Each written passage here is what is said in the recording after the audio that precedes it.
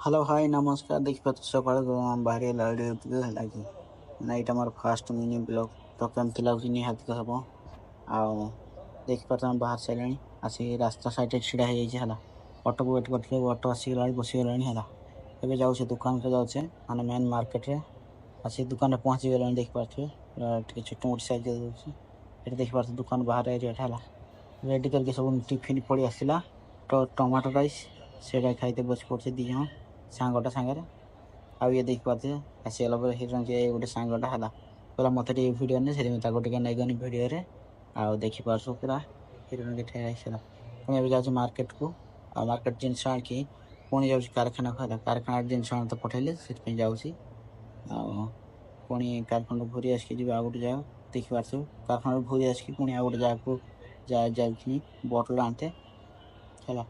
एबे पुणी जाऊँ कारखाना को देखिए इलेक्ट्रिक स्कूटी नहीं जाऊँगी कारखाना को दीपर हो गला देखिए है मांस भात चिकेन भात जेहेतु रविवार यहाँ संध्या टाइम है बाहर संध्या टाइम देखिए एटीएम आसे पैसा पठेते है पर संध्या टाइम ऑटो वेट कर देखिए ऑटो आस ऑटो आसने बसिक जी 10 टका लेखा पड़ा ऑटो बस देखिए है आसिक पूरा पाख पहुँच गए रास्ता जाऊँ बढ़िया पूरा मस्त भ्यूटा है रास्ता आसिक कारखाना पहुँच गए अंडा तक देखिए दी जन खाऊ सब खाई सारे दी जन ही अच्छे बस